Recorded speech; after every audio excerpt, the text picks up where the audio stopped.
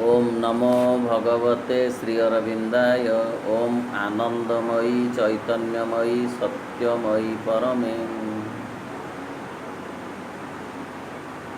आज मे मास 2 तारिख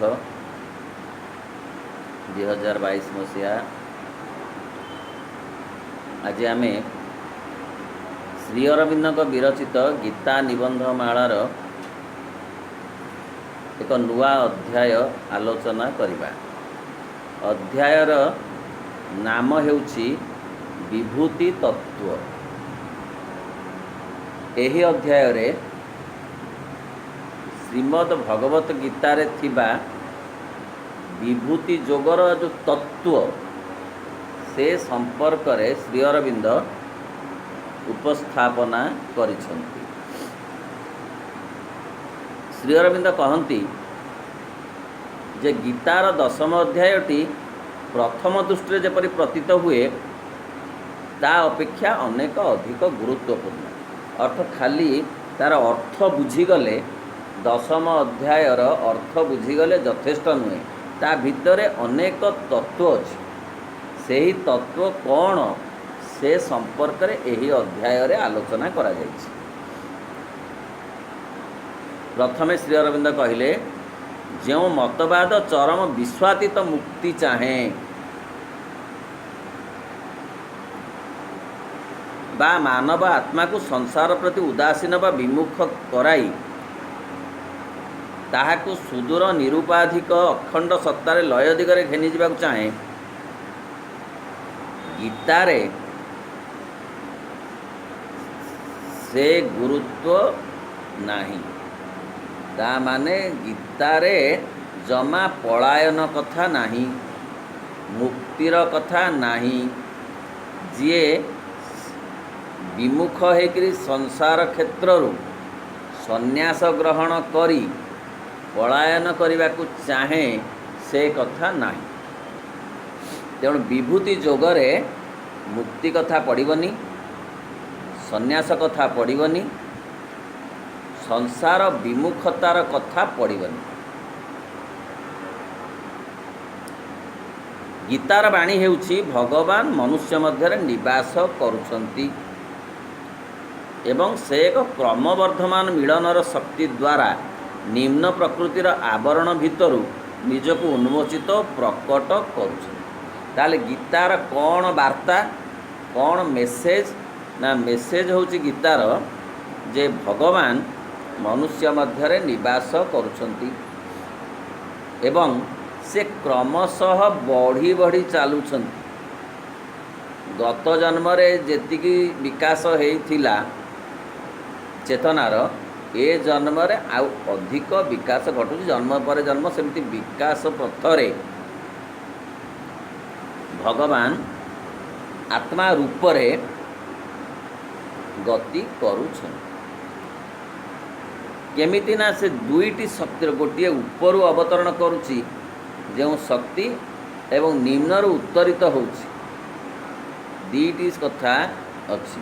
गोटे भगवत कृपा जहाँ उपरु अवतरण करुछि, आ गोटे आमर आस्पृहा अभिप्सा जहाँ तलु उत्तरित होछि। दीटा कथा एकाठी हबारु मनुष्य भितर थिबा जो भगवान रूपी आत्मार चैत्य सत्ता बोलिकी तार विकास घटुछि।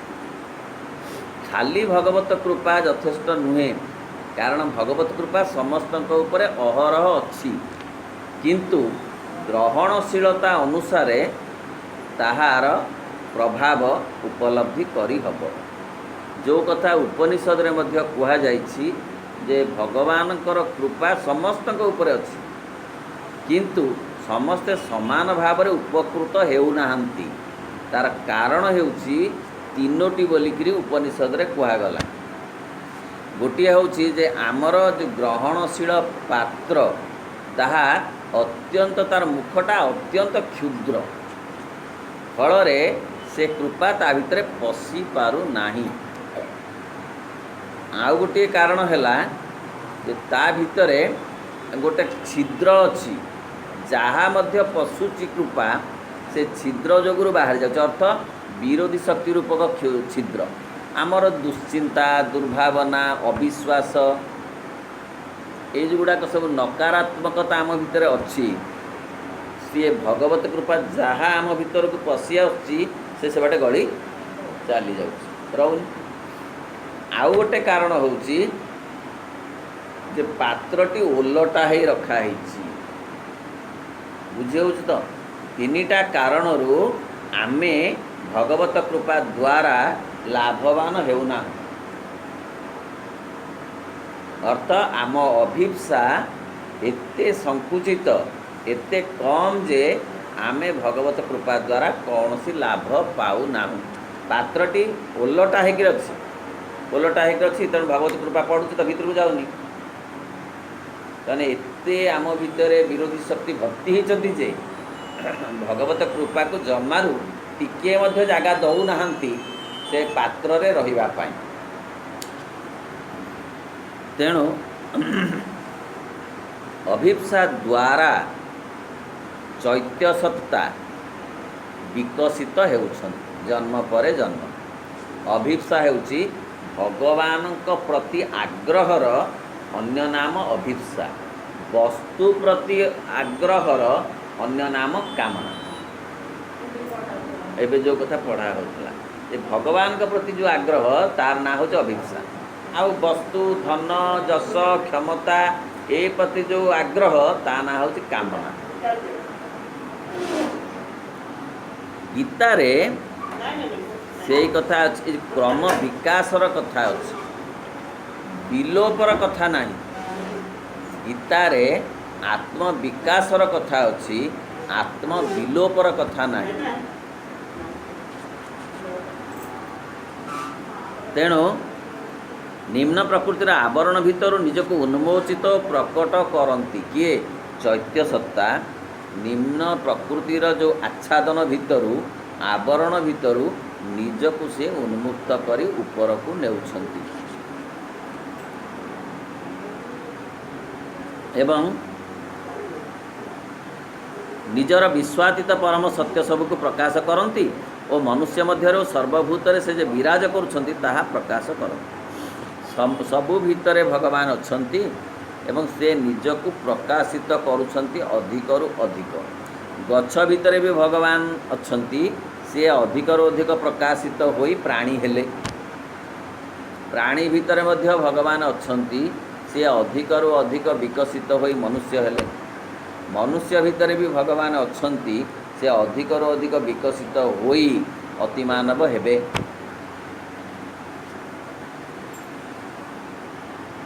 यही जो मिलन यही जो दिव्य जोग मनुष्य भागवत सत्तार गढ़ी उठा और भगवान मनुष्यर आत्मा भितर और मनुष्यर अंतर्दृष्टि सम्मुखें प्रकटित होगा यार फलस्वरूप ही आमे आमर क्षुद्र अहंगु मुक्त हो जेतिकी जेतिकी अभिप्सा बढ़िब सेतिकी सेतिकी अहंकार कमिब अहंकार आउ अभिप्सा से एका जगार रही पारिबेनी अर्थ भगवान को प्रति आग्रह आसिले अहंकार कमिब फलरे आमे आमर क्षुद्र अहंगु मुक्त होई पारिबु को फलरे ना एई अभिप्सा फलरे कारण आउ मर जीवनर जालरे गुणत्रयर जटिल ग्रंथरे आबद्ध न होई मनुष्य ये महत्तर आध्यात्मिक प्रकृति रे बास करे चैत्य सत्तार विकास हेले अभिप्सा परिमाण बढ़िले कौन लाभ हब ना ये मर जीवनर जाल जो बारंबार पुनरपि जन्म पुनरपि मरण ये जो जाल ये जालरू मनीष मुक्ति पाइब रक्षा हब अर्थ अमरत्व आसीब माने जो निर्वाण कि मिसीजा नुहे अमरत्व आसीब अमरत्व आसिले बारंबार जन्म बारंबार ये जो जंजाल मुक्ति पाइब ता सहित गुणत्रयर जटिल ग्रंथरे आमे जो सत्व रज तम ये तीन गुणर जटिल ग्रंथि भितर पड़ीचु से मनीष मुक्ति पाइब मुक्ति पाइबार बाट ये जो पुण्य कि सब तीर्थ ये सब नुहे अभिप्सा जदि जड़े चाहे जे मु तीन गुणरू मुक्त हेबी, मु बारंबार जो गमनागमनर जो धारारू मुक्ति पाइबी, मुक्त हेबी, ताहले तार काम हो अभिप्सा कर भगवान को श्रद्धा कर भल पाइब, जेतिकी सेतिकी तार चैतसत्ता विकसित हो। चैतसत्ता जेतिकी विकसित हम से अहंकार मुक्त हम। अहंकार जेतिकी मुक्त हम तार दुख जंत्रणा सेतिकी कमिब। कारण आउ मर जीवन जाल गुणत्रय जटिल ग्रंथर आबद्ध न मनुष्य महत्तर आध्यात्मिक प्रकृति में बास करे और ज्ञान भक्ति और संकल्प भगवान सहित एक होई एवं निजर समस्त सत्ता को भगवान को अर्पण कर दे से परम विश्वासित सत्तार उठी जावाक समर्थ से भगवान को सब समर्पण करने को आरंभ करे एवं फल सी चेतनार ऊपर को उठी जाए।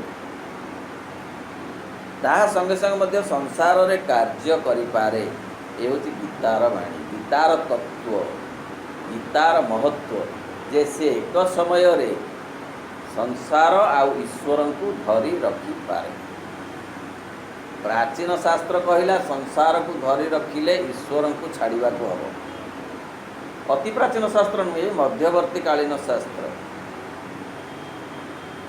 जदि ईश्वर को धरने को हम, संसार को छाड़ा को हम, संसार को धरने को ईश्वर को छाड़ा को हम। किंतु 5000 वर्ष तले गीता पुणी से कथा को करेक्शन करी कहला नाई गोटे हाथ में संसार को आ गोटे हाथ में ईश्वर को धरिकी रखा जाई पारे। तेणु गीतार जमा निर्वाण कथा नहीं, पलायन कथा नहीं, मुक्तिर कथा नहीं, बरं गीतार अच्छी भगवान को प्रति अभिप्सार कथा, आग्रहर कथा एवं संसार क्षेत्र रे ताकू प्रयोग करिवार कथा। किंतु सेते बेले अज्ञान रे रही नुहे संसार कार्य करिबो जे अज्ञानतार रही नुहे, ज्ञानर सहित भगवान को सह जीवर यथार्थ संबंध में प्रतिष्ठित होई आत्मार सत्य अमृतत्व परिपूर्ण होई से कर्म करा जाए। संसार कर्म जो से करिबो से अमृत तत्व अर्थात भगवत तत्व भगवान को चिंता रे, भगवान को भावना रे रही से भगवान ये संसार कर्म करिबो। अज्ञानतार रही संसार काम करिबो। गीता यही कथा कहूँ से कर्म अहं निमंते करा जीव नाही। को कर्म ना जेते बेले अभिप्सा बढ़िबो, भगवान के प्रति आग्रह श्रद्धा बढ़िबो, चैतसत्ता विकसित हब, केतबेले कर्म रहिबो, सन्यास नुहे किंतु से कर्म अहंकार पाई नुह, भगवान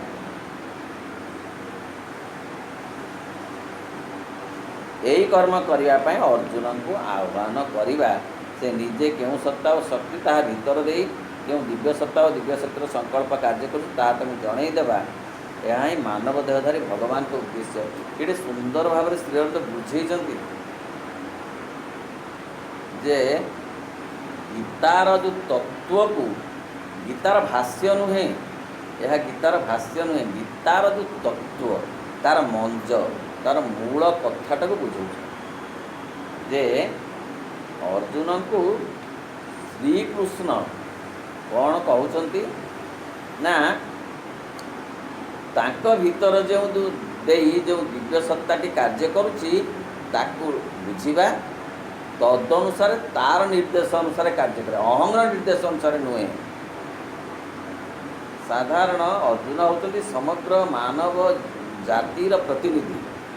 तर साधारण आमे जो काम करुचु अहंग्र परितुष्टि पाई, मोर लाभ हम, मोर जश हम, मोर प्रशंसा मिल, मु धनी हेबी, सब मु रोची। किंतु अर्जुनकर से कथाटा प्रथम रे थिला जे मु युद्ध करी, मु कौरव मान को परास्त करी, मु मोर प्राप्य पाइबी।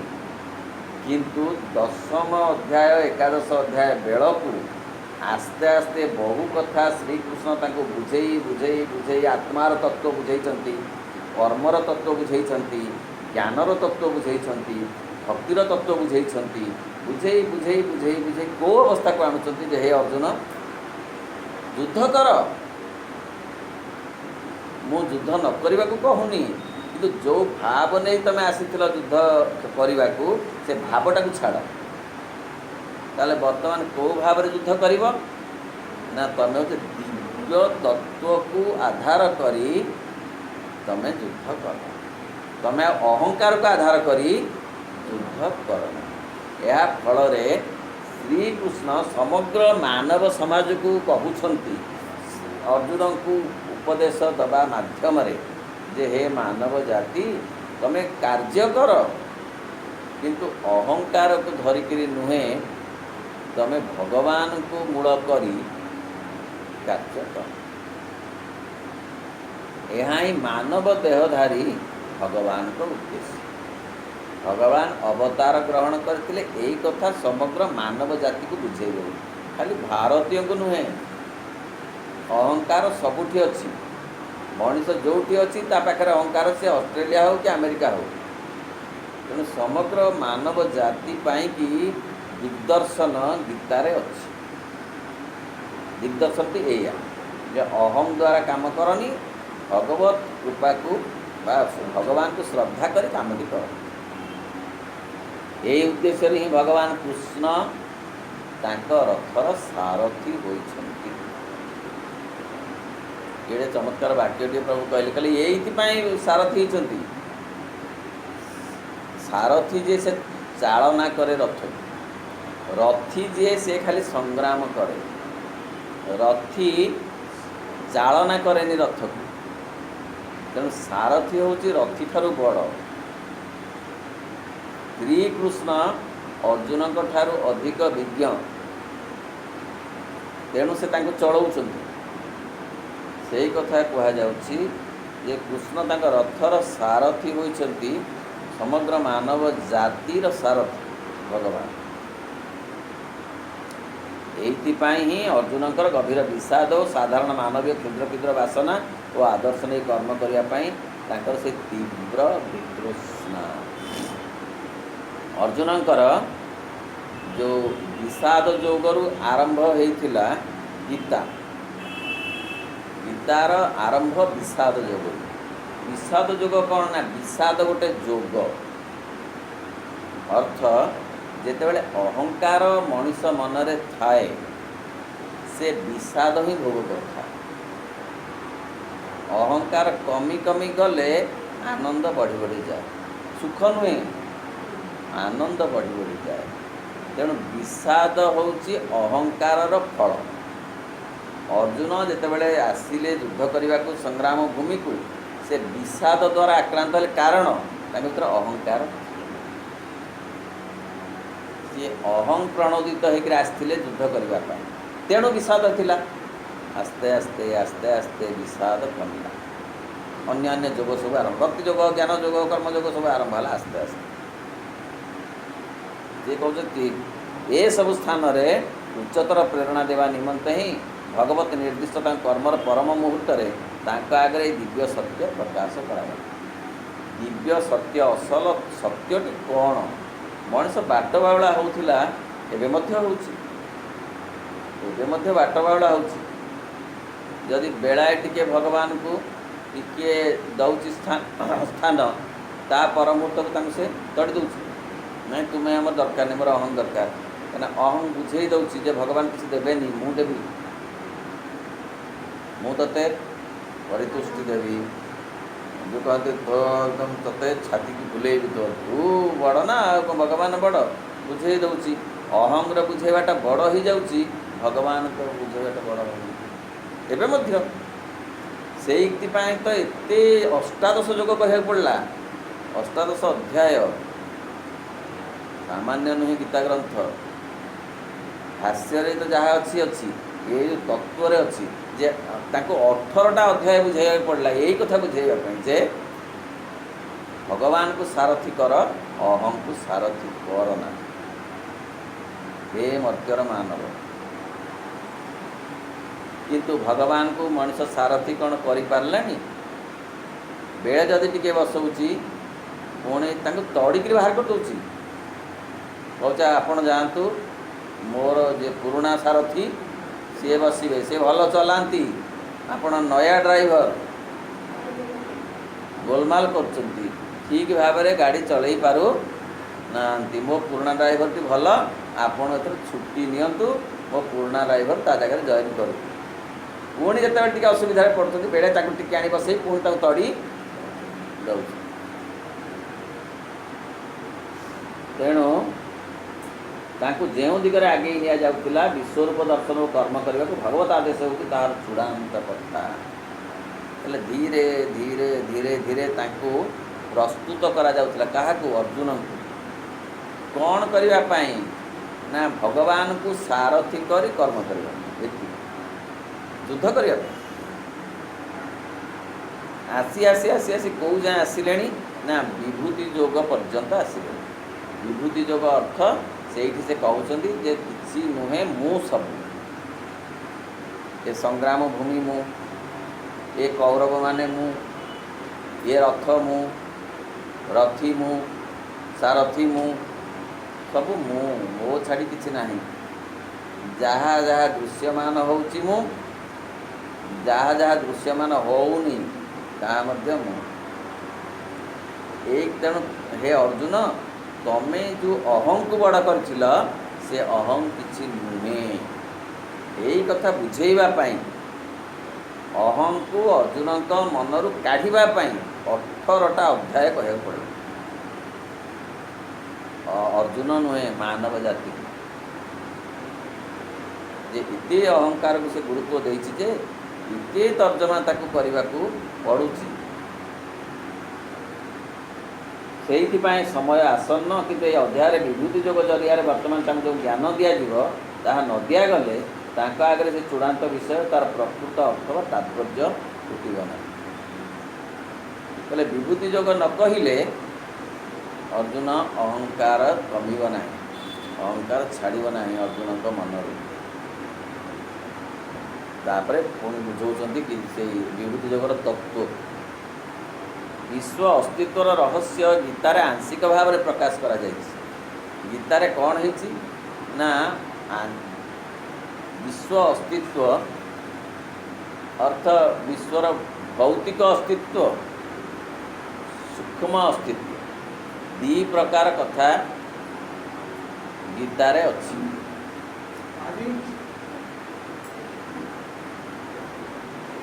गीतार विभूति जोगरे विश्व अस्तित्वर दीटी कथा अच्छी मुझे कहूँ गीतार विभूति जोगरे ये विश्वर दीटा दिग अच्छी गोटे तार स्थूल दिग गोटे तार सूक्ष्म दिग पवनर कथा अच्छी सूक्ष्म दिग देवता कथा अच्छी पुणी स्थूल दिग हिमालय कथा अच्छी गंगा कथा अच्छी समुद्र कथा अच्छी स्थूल दिग अच्छी सूक्ष्म दिग अच्छी हेले मध्य सेथिरे भगवान आंशिक भाव में प्रकट होइछन्ति गीता कहउछन्ति जे आउरी अच्छी प्रकाश होबा को भगवानंकर जहाँ श्री अरविंद कहउछन्ति मैटर और स्पिरिट एका हब पूर्ण जोगरे वर्तमान मैटर भितर स्पिरिट एते चापी होकर अच्छी जे सी फुटिकी सामान है धर मैटर कहूँ उदाहरण मैटर पाखुड़ा गुड़ाक फुटी जाइए आ स्पिरिट्र पाखुड़ा गुड़ाक एमती होकर सामान है सुंदरिया है फूल फुटिनी जो फूल रे मैटर जमती पाखुड़ा है फुटी थब स्पिरिट भी सेमती समान है फुटी थो एटे सुंदर फूल एपर्यंत फुटी नाही तो गीता से दिन कहूँ जे जो भगवत सत्ता ये गछ भितर हो पत्थर भितर हो मनीष भितर हो चौकी भितर हो जी अच्छा से आंशिक उन्नत एपर्यंत भगवान पूर्ण हो फुटिना कारण से रहस्यर अनंत गभीरता को किए संपूर्ण भाव में प्रकाश कर कारण सी हूँ रहस्य कहीं फुटी ना केउ दिन फुटे फुटिले केमी दिशे ସେ କହୁଛନ୍ତି ସେଇଟା ରହସ୍ୟ ଆମେ କହିପାରିବାନି, ସିଏ କେବଳ ନିଜେ ଜାଣନ୍ତି, ଭଗବାନ ଜାଣନ୍ତି।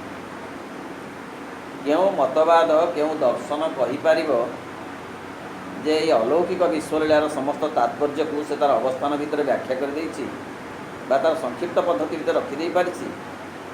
କେହି କେଉଁ ଧର୍ମ କେଉଁ ଦର୍ଶନ କହିପାରିବନି ଯେ କାହିଁକି ଏପରି ହେଇଛି, କାହିଁକି ମ୍ୟାଟର ମୂଳରୁ ମ୍ୟାଟର ଭିତରେ କାହିଁକି ପୂର୍ଣ୍ଣ ଭାବରେ ଫୁଟି ପାରିନି। ତା ଲୀଳା ତ ସେଇଥିପାଇଁ।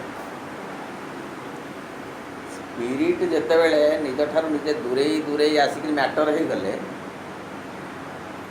ସେତେବେଳେ ସେ ଯେମିତି ଥିଲେ ସୂକ୍ଷ୍ମ ଭାବରେ ସେ ତା ଭିତରେ ସେତିକି ଭାବ ରହିପାରିଲେନି, ସେ ତାଙ୍କର ସଂକୁଚିତ ହେଇଗଲେ, ମ୍ୟାଟରରେ ପରିଣତ ହୋଇଗଲେ। ସେ ମ୍ୟାଟର ଆଉ ସ୍ପିରିଟ୍ ଏକାକାର ହୋଇନାହିଁ ବା ସମାନ ଭାବରେ ଫୁଟି ନାହିଁ। ବର୍ତ୍ତମାନ ମ୍ୟାଟର ବେଶୀ ଫୁଟି ଯାଉଛି, ସ୍ପିରିଟ୍ ତା ଭିତରେ ରହିଯାଉଛି। ସେ ସ୍ପିରିଟ୍ଟାକୁ ମ୍ୟାଟର ସାଙ୍ଗରେ ସମତାଳ ଦେଇ ଫୁଟେଇବା ହେଉଛି ଭଗବତ କାର୍ଯ୍ୟ। ଆଉ ଯୋଗର କାମ ହେଉଛି ତାହା। ଯୋଗର କାମ ନୁହେଁ ମୁକ୍ତି ଦେବା, ଯୋଗର କାମ ହେଉଛି ସ୍ପିରିଟ୍ ଆଉ ମ୍ୟାଟରକୁ ସମାନ ଭାବରେ ଫୁଟେଇବା। ଯେଉଁ କଥାକୁ ଜଣେ ପଚାରିଲେ ଶ୍ରୀ ଅରବିନ୍ଦଙ୍କୁ, ଆପଣ କ'ଣ ଭଗବାନଙ୍କୁ ଦେଖିଛନ୍ତି? ନା ହଁ, ଏଇ ଯେମିତି ଟେବୁଲ୍, ଏଇ ଚେୟାର, ସେମିତି। ଅର୍ଥାତ ସେମିତି ଦୃଷ୍ଟି ଖୋଲିବ ଯେଉଁ ଦୃଷ୍ଟି ଦ୍ୱାରା ଏ ମ୍ୟାଟର ଭିତରେ ସ୍ପିରିଟ୍ ପୁରା ଦିଶିବେ, ଝଲଝଲ ହୋଇ ଦିଶିବେ। ଶ୍ରୀରାମକୃଷ୍ଣ ମଧ୍ୟ ସେଇ କଥା କହିଥିଲେ ବିବେକାନନ୍ଦଙ୍କୁ। ବିବେକାନନ୍ଦ, ଆପଣ ଭଗବାନଙ୍କୁ ଦେଖିଛନ୍ତି? ନା ହଁ। କେମିତି? ନା ଏଇ ଯେମିତି ଦେଖୁଛି, ଯେମିତି ଦେଖୁଛି ସେମିତି ଦେଖୁଛି। ତାମାନେ ସେ ପର୍ଯ୍ୟନ୍ତ ଯିବାକୁ ପଡ଼ିବ। ଯୋଗର କାମ ହେଉଛି ଯେ ମ୍ୟାଟର ଆଉ ସ୍ପିରିଟ୍କୁ ସମାନ ଭାବରେ ଫୁଟେଇବା ଏବଂ ଆମକୁ ସେଇ ଅନୁଭବ ଦେବା ଯେ ଯିଏ ମ୍ୟାଟର ସିଏ ସ୍ପିରିଟ୍। ବର୍ତ୍ତମାନ କ'ଣ ମ୍ୟାଟର ଭିତରେ ସ୍ପିରିଟ୍ ସଂକୁଚିତ ହେଇକି ଅଛି, ସେ ପ୍ରସାରିତ। ତେଣୁ କେଉଁ ମତବାଦ କହିପାରିବ ଯେ ସେଇଟା କିଏ ବ୍ୟାଖ୍ୟା କରିପାରିବ, କେଉଁଦିନ ହେବ? କିନ୍ତୁ ଗୀତାର ଉଦ୍ଦେଶ୍ୟ ସାଧନ ପାଇଁ ଯେତିକିଟା ପ୍ରୟୋଜନ ଗୀତା ତାହା ଆମ ଆଗରେ ପ୍ରକାଶ କରିଛି। ଗୀତାରେ ଆମେ ଦେଖୁ ଭଗବାନଙ୍କର ଜଗତ କିପରି ଉତ୍ପନ୍ନ ହୋଇଛି। ଗୀତାର 4ର୍ଥ ଅଧ୍ୟାୟରେ ସେ କଥା କୁହାଯାଇଛି ଯେ ଯେତେବେଳେ ଅର୍ଜୁନ ପଚାରୁଛନ୍ତି ଯେ କେମିତି ତମେ କହିଲ ସୂର୍ଯ୍ୟଙ୍କୁ, ତାପରେ ଇକ୍ଷାକୁ, ଏଇସବୁ କଥା ତୁମେ କେମିତି କହିଲ? ସେମାନେ ତ ଆଗ ଆସିଛନ୍ତି, ତୁମେ ତ ପଛରେ ଆସିଲ।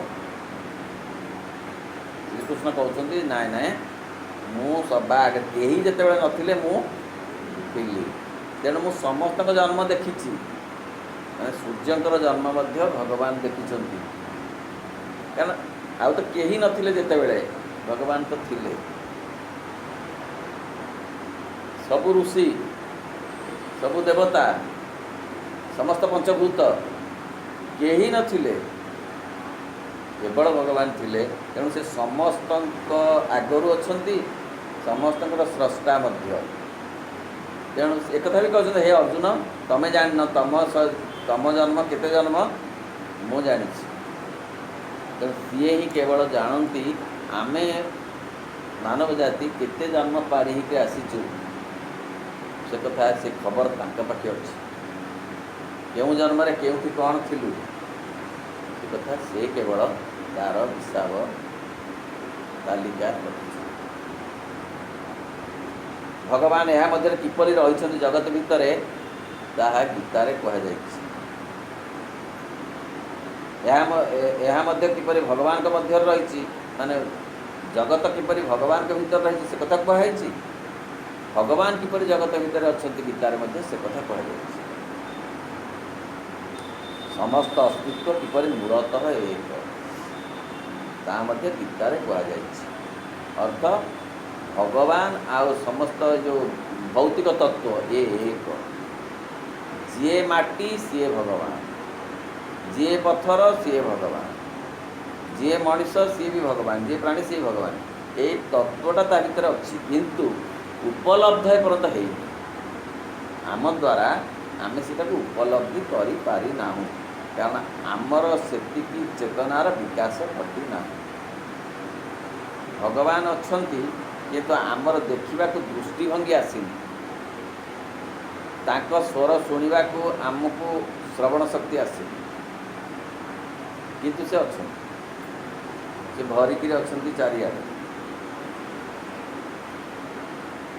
आमे मध्य एथिरे देखु प्रकृतिर अज्ञतारे आबद्ध मानवात्मार भगवान सहित संबंध आत्मज्ञान ताहार जागरण महत्तर चेतना भीतर को ताहार नवजन्म एवं निजर आध्यात्मिक समुच्चता को ताहार विस्तरण ये प्रकृति आगक आगक चली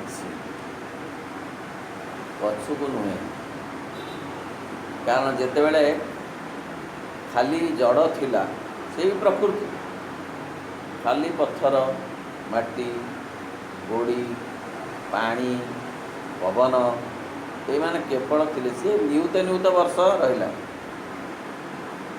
प्रकृति पुणी उत्तरित है कौथरे ना प्राण रे जड़ू प्राण शक्ति आसला से उत्तरित है प्राण शक्ति तेणु जड़ प्राण रे रूपांतरित है प्रकृति उत्तरित है कि नहीं प्रकृति अपन से रही से माटी गोड़ी रे अच्छी से पत्थर रे अच्छी से समुद्र रे अच्छी क्रम विकास बुझी हो ना नहीं ताले प्रकृति आग को चली सी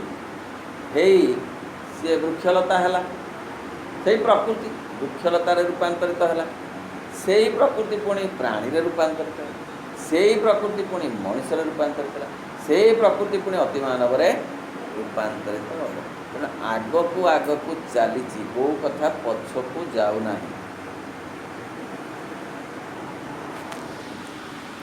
तापरे श्री अरविंद से कथा कहते जे गीतार आमे देखू जे प्रकृति तार अज्ञतार सी से जानी सी निजे पर्यंत सज्ञान रे जाइनी जोग पूर्ण जोग द्वारा से सज्ञान रे भगवान काड़ को जीव ए पर्यंत ताकू गोटे शक्ति ठेली ठेलिकी ए पर्यंत आनी जड़रू जीवन सृष्टि हैला बेले जड़ सज्ञान नहीं बुझी हो ना जड़ सज्ञान नहीं ताकू ता भितर फोर्सफुली कर दिया जितेबाला प्राण आसी जाइए से सज्ञान रे मन को आनी जे मोर मन आसवा दरकार मु बहुत दिन रहीगली प्राण हो ताकू भितर आउ किए टाणिकी आनी वर्तमान सज्ञान रे दरकार पड़ुछि कारण मनुष्यर चेतना मनुष्यर मन आसी सी जदि सज्ञान न हब मन को मन है बेल को 30 लाख वर्ष कौन हवा को दिव्य मानव हवा को हम प्रकृति ठेलिकी करे श्री अरविंद माँ आकु 300 वर्ष को कमे देवाई जहाँ 30 लाख वर्ष बा 3 लाख वर्ष हो जहाँ होता मन को मन ताकू 300 वर्ष को कमे देवाई एते कष्ट केते कष्ट पड़ी सी लिखिं निज संबंधी और माँ को संबंधी बही कहले आम जिते कष्ट कर कल्पना करना इतने 3 लाख वर्षर काम को 300 वर्ष को आनिबा केड़े केड़े कष्ट केबे आम थे भाविचु जे माँ आम के कष्ट माँ बुझी बोली जो बाणी देइछंती श्री अरविंद समाधि जो उल्लेख होती केवल से ही बुझी को मनीष से कथा केबे दिन भावी जे आम के कष्ट सहीच केते साधना करिछ आमे कौन दबु प्रति मुहूर्त रे आमे तुम निकट रे ऋणी केड़े कष्ट काम आमे साधारण भाव में गोटे की प्रोजेक्ट गोटे नेलु गोटे कहूँ गोटे प्रोजेक्ट ने केते असुविधा पड़े कहूँ से गोटे एत बड़ प्रोजेक्ट विश्वटा पृथ्वीटा को स्वर्ग करेंगे छोटिया कम पृथ्वीटा को आम गोटे अंचल डेभलपमेंट करवा के कष्ट हो पृथ्वी एवं सारा मनीष जाति को से दिव्य मानव करेंगे ଏବଂ ତାଙ୍କର ସେଇ ଯୋଗ ଶକ୍ତି ବଳରେ ଅତିମାନସ ଶକ୍ତି ଆଣିଛନ୍ତି ସେଇ କାମରେ। କେଡ଼େ ବଡ଼ କଥା! ଏ କଥା ଭାବିଲେ ତାଙ୍କ ପାଦ ତଳେ କ'ଣ ମଥା ନଇଁଯିବନି?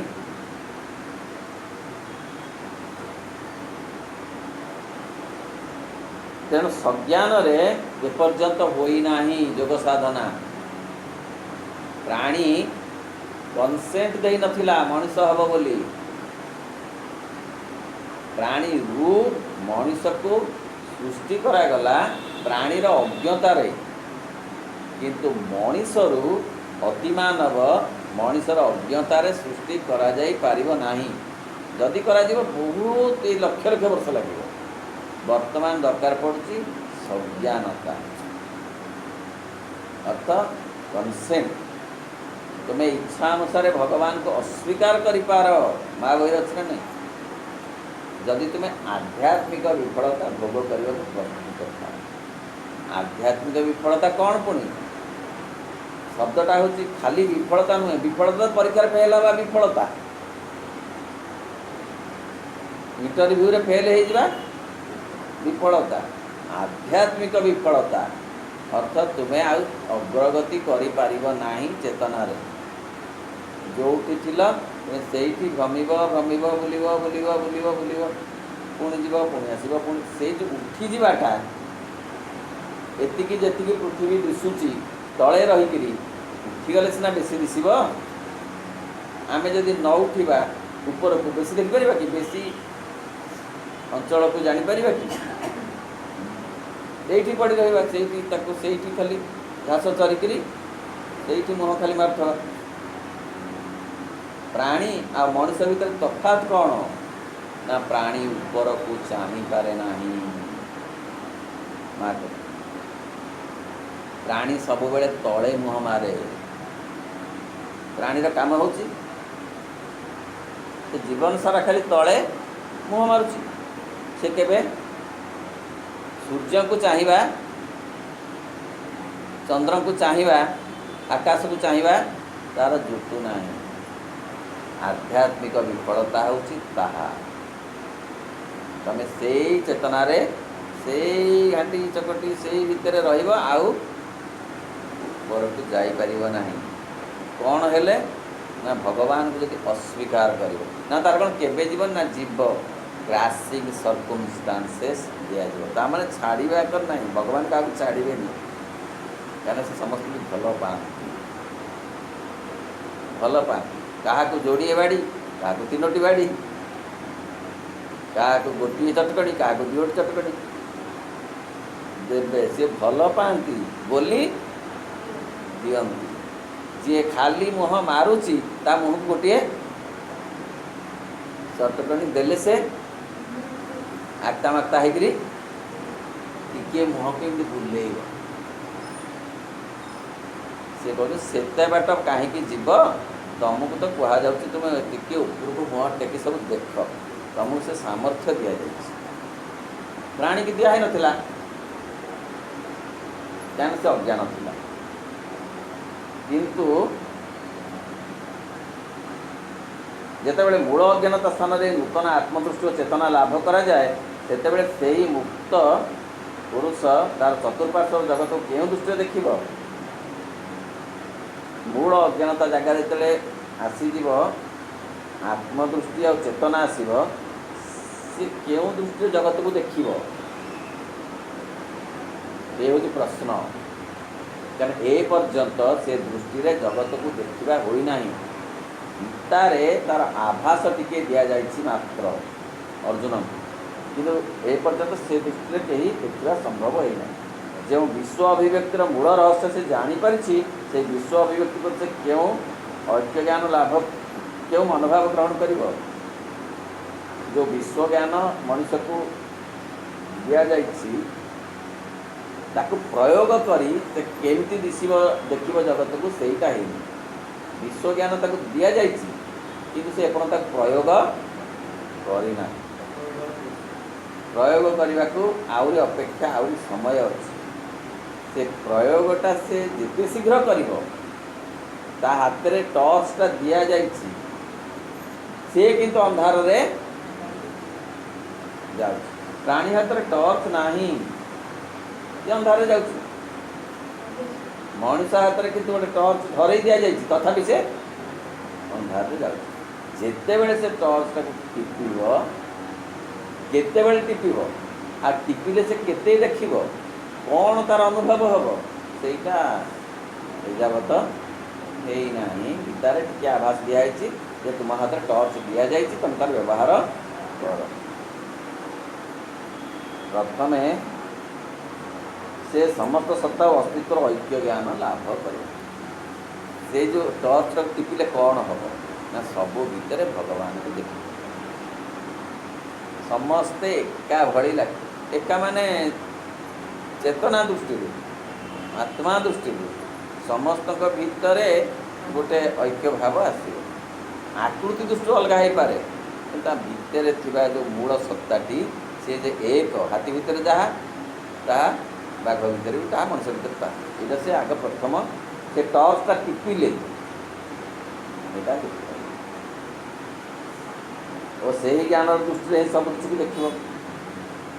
ସେ ଅନ୍ଧାରରେ ଦେଖିବା, ଆଲୁଅରେ ଦେଖିବା ତଫାତ୍ ଅଛି। ସେ ତାର ଚତୁଃପାର୍ଶ୍ୱରେ ସମସ୍ତଙ୍କୁ ଦେଖିବ। ଏକ ହିଁ ଭାଗବତ ସତ୍ତାର ଆତ୍ମା ରୂପ ଓ ଶକ୍ତି ରୂପ। ତେଣିକି ସେଇ ଦୃଷ୍ଟି ହିଁ ହେବ ତାର ଚେତନାର ସମସ୍ତ ଅନ୍ତର୍ମୁଖୀ ଓ ବହିର୍ମୁଖୀ କ୍ରିୟାର ଆରମ୍ଭ ବିନ୍ଦୁ। ସେ ସେଇଠୁ ଆରମ୍ଭ ହେବ ତାର ପ୍ରକୃତରେ ଜୟଯାତ୍ରା ଆଗକୁ ଆଗକୁ। ଅନ୍ତର୍ମୁଖୀ ଯାତ୍ରା ହେବ, ପୁଣି ବହିର୍ମୁଖୀ ଯାତ୍ରା ବି ହେବ। ଦୁଇଟା ଯାକ ଏକା ବେଳକୁ ହେବ। ବର୍ତ୍ତମାନ ତାର ବହିର୍ମୁଖୀ ଯାତ୍ରା ଚାଲିଛି, ଖାଲି ବାହାରେ ବୁଲୁଛି, ବସ୍ତୁ ସଂଗ୍ରହ କରୁଛି, ଯଶ ସଂଗ୍ରହ କରୁଛି, କ୍ଷମତା ସଂଗ୍ରହ କରୁଛି, ଧନ ସଂଗ୍ରହ କରୁଛି, ବାହାରେ ବୁଲୁଛି, ଭିତର ଯାତ୍ରା ହେଉନି। ସେ ଭିତରକୁ ଯେତିକି ଯିବ, ବାହାରକୁ ସେତିକି ହେବ। ସେ ଭିତର ବାହାରକୁ ସମାନ ଭାବରେ ଗତାଗତ କରୁଥିବ। ସେ ଟର୍ଚ୍ଚ ଟିପିଲେ ସେ ଭିତରକୁ ଯେତିକି ଯାଉଥିବ, ବାହାରକୁ, ମାନେ ଭିତର ବାହାର ତାକୁ ଏକା ବେଳେକେ ଏମିତି ପ୍ରସାରିତ ହେଉଥିବ। ବର୍ତ୍ତମାନ କ'ଣ ହେଉଛି ନା, ଏଇ ଗୋଟେ ହେଉଛି, ଆଉ ଗୋଟେ ସ୍ଥିର ହେଇ ରହିଛି। ବୁଝି ହେଉଛି ନା? ଏଇ ଗୋଟିଏ ପଟ ହେଉଛି ପ୍ରସାରିତ ହେଇଛି, ଆଉ ଗୋଟେ ସେମିତି ଅଛି। ସେ ସମାନ ଭାବରେ ଇଆଡ଼ିକି ଇଞ୍ଚେ ହେଲେ ସିଆଡ଼ିକି ଇଞ୍ଚେ, ସିଆଡ଼ିକି ଇଞ୍ଚେ ହେଲେ ସିଆଡ଼ିକି ଇଞ୍ଚେ, ଏମିତି ହେଇକି ଦୁଇ ଆଡ଼ୁ ସେ ମେଲି ମେଲି ଯାଉଥିବ। ବହିର୍ଦୃଷ୍ଟି, ଅନ୍ତର୍ଦୃଷ୍ଟି। ଏହା ହିଁ ହେବ ତାର ମୂଳ ଦୃଷ୍ଟି, ତାର ସମସ୍ତ କାର୍ଯ୍ୟର ଆଧ୍ୟାତ୍ମିକ ଦୃଷ୍ଟି।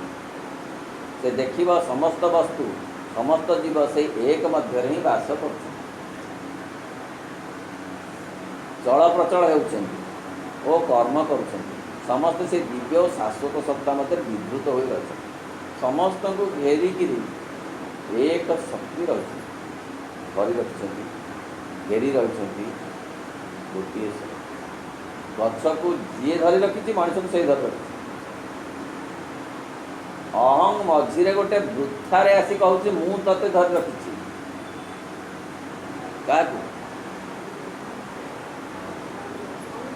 ମଣିଷକୁ। ମଣିଷକୁ ଅହଂ ଧରି ରଖିନି, ଭଗବାନ ଧରିଥିଲେ। ଆତ୍ମା ଧରି ରଖିଛି ଶରୀରକୁ। ଆତ୍ମା ଚାଲିଗଲେ ଶରୀର, ଶରୀର ହେଇଗଲେ ଆତ୍ମା ଚାଲିଯିବନି।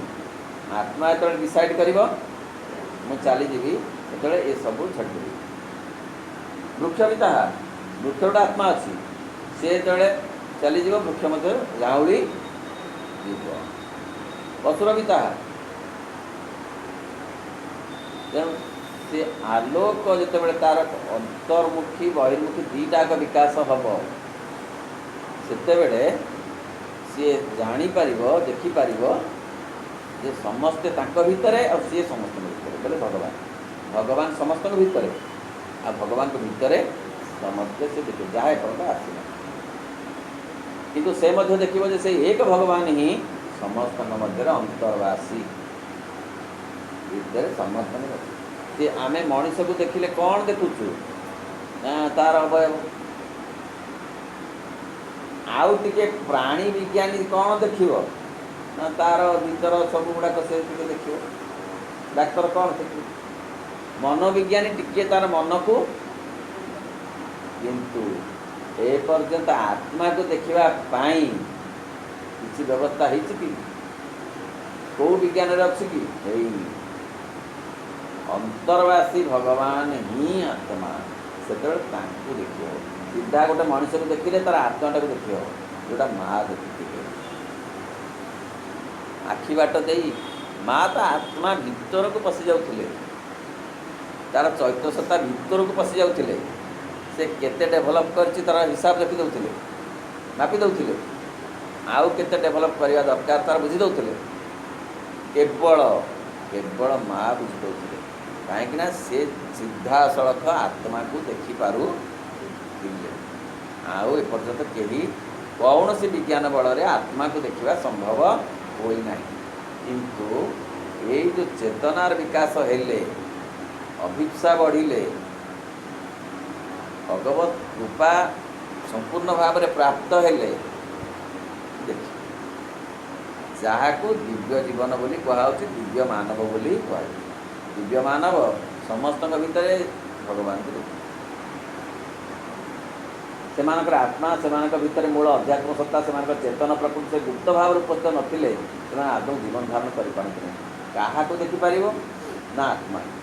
ଯିଏ ଗୁପ୍ତ ଭାବରେ ଅଛନ୍ତି ବୋଲି ସବୁ ଚାଲିଛି। ତାଙ୍କୁ ନ ଦେଖିଲା ପର୍ଯ୍ୟନ୍ତ ଜୀବନ ପୂର୍ଣ୍ଣ ହେବନି। କାହାକୁ? ଆତ୍ମାକୁ। ଏପର୍ଯ୍ୟନ୍ତ ମନକୁ ଟିକେ ଟିକେ ଦେଖା ହେଲାଣି ମନତତ୍ତ୍ୱବିତ୍ ମାନେ, ଶରୀରକୁ ଦେଖିଲେଣି ଶରୀର ତତ୍ତ୍ୱବିତ୍ ମାନେ, କିନ୍ତୁ ଆତ୍ମାକୁ ଦେଖା ଆତ୍ମାକୁ ଦେଖା ହେଲେ ଯିଏକି ଗୁପ୍ତ ଭାବରେ ଅଛନ୍ତି, ସିଏ ଯଦି ନଥାନ୍ତେ ତାହେଲେ କେହି କର୍ମ କରିପାରନ୍ତେ ନାହିଁ ଏବଂ ତାଙ୍କର ଇଚ୍ଛା, ଶକ୍ତି, ଅନୁମତି ଓ ପ୍ରଶ୍ରୟ ବିନା ସେମାନଙ୍କର କୌଣସି ଗତିମୁକ୍ତି ମୁହୂର୍ତ୍ତକ ପାଇଁ ମଧ୍ୟ ସାମାନ୍ୟତମ ଭାବରେ ସମ୍ଭବ ହୁଅନ୍ତା ନାହିଁ। ଏହି ଗଛଟା ବଢ଼ୁଛି ସେ ତାର ଆତ୍ମା ଅଛି। ମଣିଷ ବଢ଼ୁଛି ଆଗକୁ ଯାଉଛି ତାର ଆତ୍ମା ଅଛି। ପ୍ରାଣୀଟିଏ ବଢ଼ୁଛି ବଞ୍ଚିକିରି ଅଛି ତାର ଆତ୍ମା ଅଛି ବୋଲି। ଆତ୍ମା ମାଇନସ୍ ହୋଇଗଲେ ତାର ବଞ୍ଚିବା ଆଉ ରହିବନି, ବଢ଼ିବା ସମ୍ଭବ ନୁହେଁ। ତେଣୁ ସାମାନ୍ୟତମ ଭାବରେ ବି ସମ୍ଭବ ହୁଅନ୍ତା ନାହିଁ ତାର ଗତିବୃତ୍ତି। ସେ ଦେଖିବ ଯେ ସେମାନେ ନିଜେ ମଧ୍ୟ ସେମାନଙ୍କର ଆତ୍ମା, ମନ, ପ୍ରାଣ ଓ ଶରୀର ଆଧାର ସବୁ ସେଇ ଏକ ଆତ୍ମା ଅଧ୍ୟାତ୍ମ ସତ୍ତାର ଶକ୍ତି, ସଂକଳ୍ପ ଓ ସାମର୍ଥ୍ୟର ପରିମାଣ। ତାହା ପାଇଁ ସବୁକିଛି ସେଇ ଏକ ବିଶ୍ୱପୁରୁଷର ସଂଯୋଗ। ବିଶ୍ୱପୁରୁଷ ସବୁଠି ବିକମିଂ ଭାବରେ ଅଛନ୍ତି।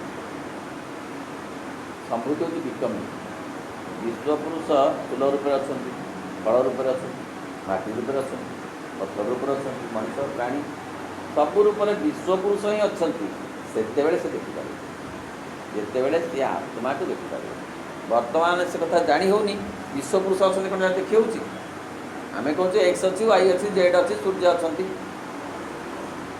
ନା, ସୂର୍ଯ୍ୟଙ୍କ ଭିତରେ ସେ ଭଗବାନଙ୍କୁ ଦେଖିପାରିବ। ସେ ଦେଖିବ ସେମାନଙ୍କ ଚେତନା ସମଗ୍ର ଭାବରେ ସେଇ ବିଶ୍ୱପୁରୁଷର ଚେତନାରୁ ହିଁ ସମୁଦ୍ରଭୂତ। ସେମାନଙ୍କ ଶକ୍ତି ଓ ସଂକଳ୍ପ ସେ ବିଶ୍ୱପୁରୁଷର ଶକ୍ତି ଓ ସଂକଳ୍ପର ଆହୁତ ଓ ତାରି ଉପରେ ଆସେ। ଗୀତାର ବିଭୂତି ଯୋଗରେ ଏଇ ତତ୍ତ୍ୱ ଅଛି। ହେ ଅର୍ଜୁନ, ତମେ ବିଶ୍ୱପୁରୁଷଙ୍କୁ ଦେଖିବାକୁ ଆସିଛ, ଦେଖ। ଏ କୌରବମାନଙ୍କୁ ସଂଗ୍ରାମ, ରଣଭୂମି ଏଗୁଡ଼ିକ ହେଉଛି ବାହାର କଥା। ଭିତରେ ଆଗ ସବୁ ଦେଖିଲେ ବାହାର କଥାଟା ବଳେ ବଳେ ସଜାଡ଼ି ହୋଇଯିବ। ଭିତରେ କ'ଣ ଦେଖିବ? ନା ବିଶ୍ୱପୁରୁଷଙ୍କୁ ଦେଖିବ। ତୁମେ ସେଥିପାଇଁ ଶ୍ରୀକୃଷ୍ଣ ସମଗ୍ର ମାନବ ଜାତିକୁ କହୁଛନ୍ତି, ହେ ମଣିଷ, ତୁମେ ବିଶ୍ୱପୁରୁଷଙ୍କୁ ଦେଖିବାକୁ ଆସିଛ, ତାଙ୍କ ସାଙ୍ଗରେ ଚିହ୍ନା ପରିଚିତ ହେବାକୁ ଆସିଛ। ନା ବିଶ୍ୱପୁରୁଷ କେଉଁଠି ଅଛନ୍ତି? ନା ସବୁଠି ଅଛନ୍ତି। ତାର କ'ଣ ସବୁଠି କ'ଣ ବାତୁଳ ହେଇ ତାଙ୍କୁ ଖୋଜିବି, ଦୌଡ଼ି ଯିବି ସବୁଆଡ଼ିକି, ହେ ବିଶ୍ୱପୁରୁଷ, ହେ ବିଶ୍ୱପୁରୁଷ, କେଉଁଠି ଅଛ, କେଉଁଠି ଅଛ, ଦୌଡ଼ି ଯିବି, ଗାଡ଼ି ମାଡ଼ିଯିବ? ନା ନା ନା, ତମ ଭିତରେ ଅଛନ୍ତି ବିଶ୍ୱପୁରୁଷ। ଏ ଭିତରେ ଥିବା ବିଶ୍ୱପୁରୁଷକୁ ଖୋଜ ଆଗ। ତାଙ୍କୁ ଭିତରେ ତୁମେ ପାଇଲେ ବାହାରେ ସବୁ ଦେଖିପାରିବ। ଆଗ ମିଳିବେ ସେ ଭିତରେ, ପଛେ ଦିଶିବେ ସେ ବାହାରେ। आग बाहरे दिशिबे नाही, जेते चेष्टा कले मध्य विश्वपुरुष बाहरे दृष्टिगोचर हेबे नाही। जेते मनीष को तमे काटी कुटी गवेषणा कले मध्य तार आत्मा को कौन से प्रकार देखि पारिबो नाही। आत्मा को जदि अनुभव करिल तापर सबु कथा भगवतमय दिशे।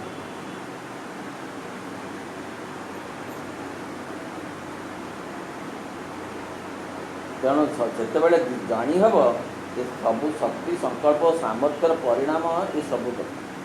अर्थात शक्ति मिलूँ ठारू मनीष को, पृथ्वी को, गछ को, प्राणी को, समस्त को शक्ति मिलूँ ये हूँ शक्तिमय। समस्त भितर रही शक्ति दौरान बोली समस्त को शक्ति मिलूँ। किए दौरान भगवान विश्व शक्ति भाव में रही समस्त भितर गोटे असरपा भितर भी शक्ति दौरान से चलुँ। गोटे जिया भितर सब मनीष भितर गोटे गछ भितर भी बढ़ुँ, गोटे प्राणी दौड़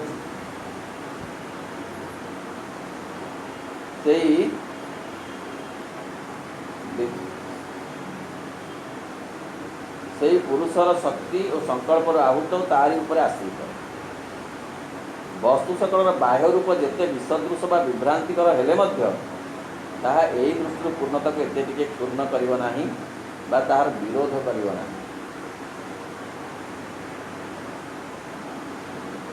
तेणु बाहर वस्तु रूप जहाँ जिते हेले मध्य ता भितर किंतु भगवान समान भाव में अच्छा। बाहर अपूर्णता अस्वाभाविकता द्वारा भीतर विश्वशक्ति पूर्ण हुए। अर्थात गोटे बरगछ भितर से जमीती अच्छा गोटे दुब भितर सेमती अच्छा। से जो महत्तर चेतना भितर को उठी यहाँ तार मूल भित्ति एक अपरिहार्य ज्योति ही तार चतुर्पार्श्व प्रकाशित हो। तार मूलटी हूँ विश्व शक्ति विश्व सामर्थ्य जी ताकू धरी रखुची बढ़ौची चढ़ौची। से विश्व शक्ति को आविष्कार करिबा उपलब्धि करिबा एवं अभिव्यक्त करिबा पूर्ण जोगर लक्ष्य। जे पर्यंत विश्व शक्तिर आविष्कार है ना आम द्वारा एवं आरंभ होना पूर्ण जोगर क्रिया। अर्थात आमे आसीचु जो शक्ति द्वारा परिचालित हेउछु से शक्ति को खोजी काढ़ा। अहं द्वारा परिचालित होनु आमे अहं द्वारा जीवन सारा परिचालित ही भावुच अहंकार नाई आउ गोटे विश्व शक्ति आमको चलाउछि ताकू खोजा को आम आस ताकू पाइबा को आस खोजिले पाइबु ना पाइकिरी ताकू अंगे लिभेवा को आसछु। खाली अंगे लिभेले हेबनी से अंगरे पुणी ताकू फुटेबा को आसछु। एते बड़ काम रे आम आसछु किंतु सामान्य सामान्य कथार आम विचलित होई विव्रत हो जाउछु। किए आमको विचलित करुछि अहम विचलित करुछि। सियाड़ की गला मात्रे गोड़ भिटिकी धरुछि काले ये विश्व शक्ति को जो खोजा को आसी यार लक्ष्यटा काले जानीज जदि जानीज काले खोजिदेव ताकू ताले मोर काटी पलैब से न खोजु से सियाड़ की न जाऊ। विभिन्न प्रकार गोड़ टाण शारीरिक असुस्थता मानसिक अस्थिरता प्राणिक व्यस्तता सबू दे सी फास पकई टाण मनुष्य पड़ पुणी टे फास फिटे उठला पुणी टाण दब।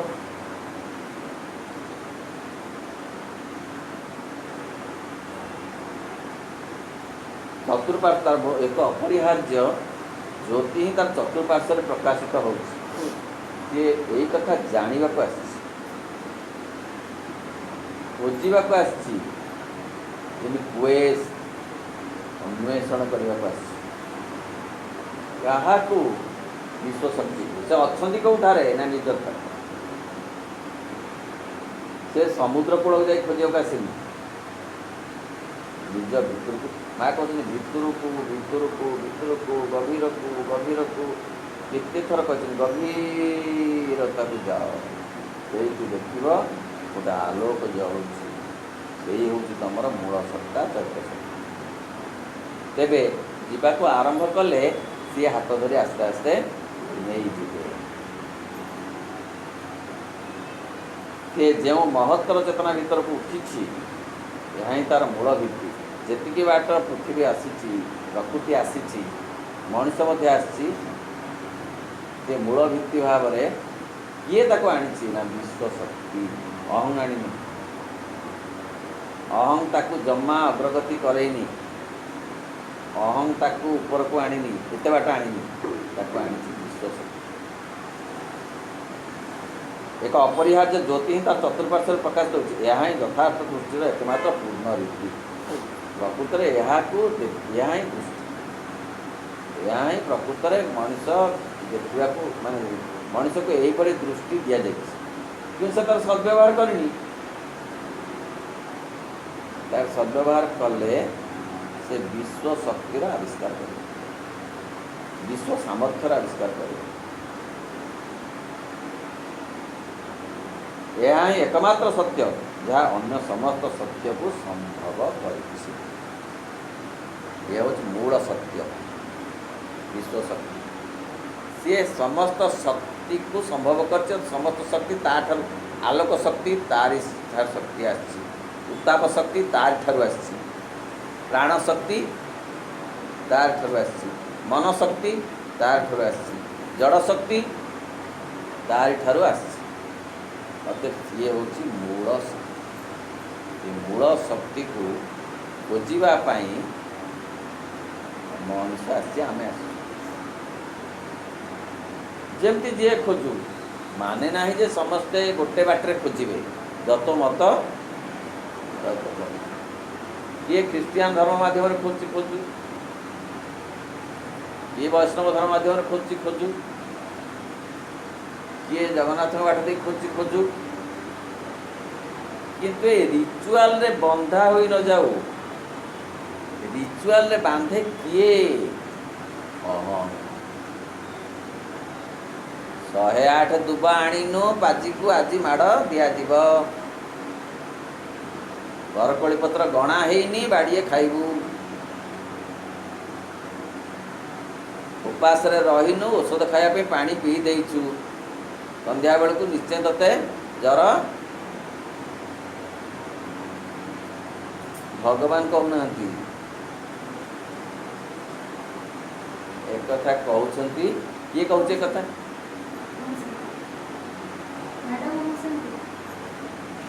एक कथा कहूँ अहंकार आमर सरला ओम नमो भगवते श्री अरविंदाय ओम आनंदमयी चैतन्यमयी सत्यमयी परम।